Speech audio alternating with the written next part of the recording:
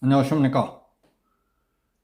26일 성남 서울공항과 서울 도심에서는 비가 내리는 가운데 국군 창설 제75주년을 기념하는 첨단 신무기 공개 퍼레이드와 군의 시가 행진이 열려 많은 시민들의 열렬한 환영을 받았습니다.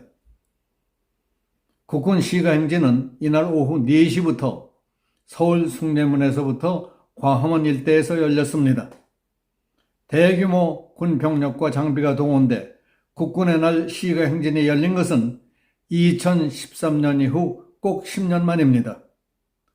빨간색 넥타이를 맨 윤석열 대통령은 광화문 사거리에서 광화문 앞 6조마당까지 장병 시민들과 함께 행진했습니다. 비가 내렸지만 우산이나 우비는 쓰지 않았습니다.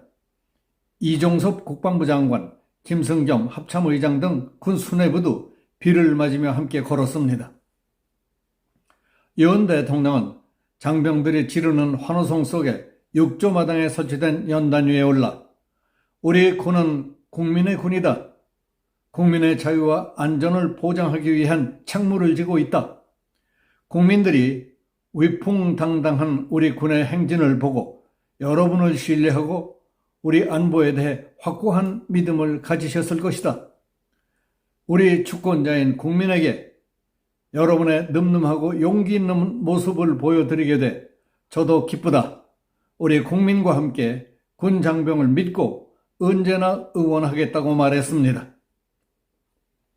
윤 대통령은 평화를 지키는 힘, 대한강군 파이팅이라는 군 장병들의 구호에 주목을 불끈 쥐며 박수를 보냈습니다. 이날 시가 행진은 제병지휘관 박안수 육군중장의 구호와 함께 숭례문에서 광화문 방향으로 시작됐습니다. 3,700여 명의 도보부대와 한국형 3축 체계 주요 장비를 포함한 장비부대가 행진했습니다. 장거리 지대공 유도무기 LSAM 패트리엇 미사일, 국산 중거리 지대공 유도무기 천공, 천무 다연장 로켓, 무인 잠수정, K9 자주포, 지대지 현무 미사일, 소형 드론 등 46가지 170여 개의 장비가 동원됐습니다. 해군의 차세대 이지식 구축함 정조대왕함도 증강현실 AR로 도로를 가로지르며 등장했습니다. 주한미 8군 전투부대원 300여 명도 처음으로 시가 행진에 참가했습니다. 성남 서울공항에서 실시된 첨단 신무기 공개 퍼레이드에는 고위력 탄도미사일과 스텔스 무인기, 국산 장거리 요격 미사일 LSAM 등이 처음으로 공개되는 등 한국군의 첨단 신무기들이 대거 등장했습니다. 이번 행사는 북한의 핵미사일 위협 고도화에 대응하는 한국형 3축 체계 무기들이 대거 등장했다는 점이 특징입니다. 한국형 3축 체계는 30분 내에 북미사일 이동식 발사대 등을 타격하는 킬체인, 날아오는 북미사일을 요격하는 한국형 미사일 방어 체계, 북한의 핵공격을 받았을 때 북지역을 초토화시키는 대량 응징 보복 등으로 구성되어 있습니다. 고위력 미사일은 KMPR의 핵심 무기입니다. 당초 세계에서 가장 무거운 탄두 중량 8톤 내지 9톤을 자랑하는 괴물 미사일 현무5가 공개될 것으로 알려져 있었습니다. 현무5는 한 발로 주석궁이나 금수산 태양궁전 지하 100m 이하에 있는 것으로 알려진 이른바 김정은 벙커를 무력화시킬 수 있는 것으로 알려져 있습니다. 하지만 이날 실제 공개된 것은 이보다 위력이 한 단계 낮은 현무4, 현무 4급 미사일인 것으로 전해졌습니다. 현무 4급은 탄두 중량 2톤급으로 지난 2021년 9월 영상이 처음으로 공개됐습니다. 한 소식통은 현무 5는 북한이 추가 고강도 도발을 할 경우에 공개하는 일종의 히든 카드로 남겨두기로 한 것으로 안다며 현무 4급도 일반적인 탄도미사일보다 훨씬 큰 위력을 갖고 있다고 말했습니다. 보통 단거리 탄도미사일 탄두 중량은 1톤 이하입니다. 방패에 해당하는 KAMD를 구성하는 미국제 패트리어트 미사일과 국산 천공-2 및 LSAM 미사일도 등장했습니다.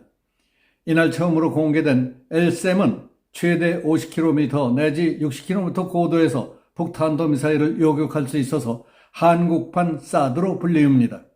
발사대 한 기에 6발의 미사일이 탑재되어 있습니다. 앞으로 최대 요격 고도를 100km로 높여 미국 사드에 육박하는 개량형도 개발됩니다.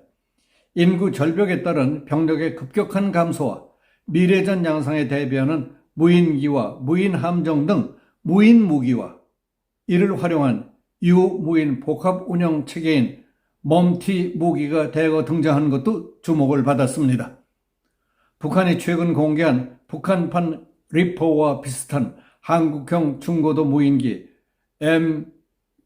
MUAV와 차기 군단급 무인기도 공개됐습니다. 최근 양산이 결정된 중고도 무인기는 최대 100km 떨어진 표적을 감시할 수 있고 앞으로 미 무인 공격기 리퍼처럼 대전차 미사일과 정밀 유도 폭탄 등도 장착하는 무인 공격기로 개량될 것으로 알려졌습니다. 소형 스텔스 무기는 북한이 지난해 12월처럼 소형 무인기 도발을 할 경우 평양 상공까지 침투해 사진을 찍어온 뒤 공개하는 데 활용될 것이라고 소식통은 전했습니다. 무인 수상정과 최대 1개월가량 물속에서 북한 잠수함 등을 감시할 수 있는 무인 잠수정도 등장했습니다. 폴란드 수출 대박 등으로 관심을 끌고 있는 K-방산 수출 주력 무기들도 총동원했습니다. 한문으로 최대 80km 떨어진 축구장 3배 면적을 초토화할 수 있는 천무 다연장 로켓을 비롯해서 K2 전차, K9 자주포 등도 등장했습니다. 작년 7월에 진수한 정조대왕 함은 만재 배수량 1만 톤급 이상으로 함대지 순항미사일, 해공 국산 요격미사일, 미제 SM-6 요격미사일 등으로 무장할 예정입니다. 첫 한국형 초음속 전투기로 개발 중인 KF-21도 에어쇼에 참가해 공중분열팀 맨 앞에서 비행할 예정이었지만은 비가 오는 바람에 에어쇼가 취소됐습니다. 지금 생각해도 소름이 끼치는 서울 수도권 상공까지 항공금지구역으로 만들 뻔했던 문재인 정부의 안보 포기 이적행위가 이가 갈리지 않습니까? 북한은 9.19 남북 군사 합의를 앞둔 2018년 6월 군사풍계선 남북으로 각각 60km까지 전투기 비행 금지 구역으로 설정하자고 제안하면서 전투기 외에 무인기와 헬기는 분계선에서 각각 40km와 20km까지 띄우지 말라고 강력히 요구했습니다. 그때 문재인 정부의 우리 대표단은 서울 등 우리 수도권 상공만 항공금지 구역으로 만들라는 북측 요구에 아무 반박도 하지 못하고 저들의 흉측한 요구를 그대로 받아들이고 왔던 안보 포기 협상단의 특등 모조리 행각이 소름 끼치지 않습니까? 마지막 단계에서 합참 실무진들이 목을 걸고 반대하지 않았더라면 어쩔 뻔했습니까? 문재인과 그 당시 안보 라인에 있던 자들이 지금 어딜 감히 나서고 어딜 감히 얼굴을 들고 다닐 수 있겠습니까? 그때를 생각하면 이제야 우리는 대한민국 국군의 위용을 되찾아 나라다운 나라, 군다운 군의 모습을 다시 보게 된 흐뭇하고 자랑스러운 날이었습니다. 여기서 마치겠습니다. 감사합니다.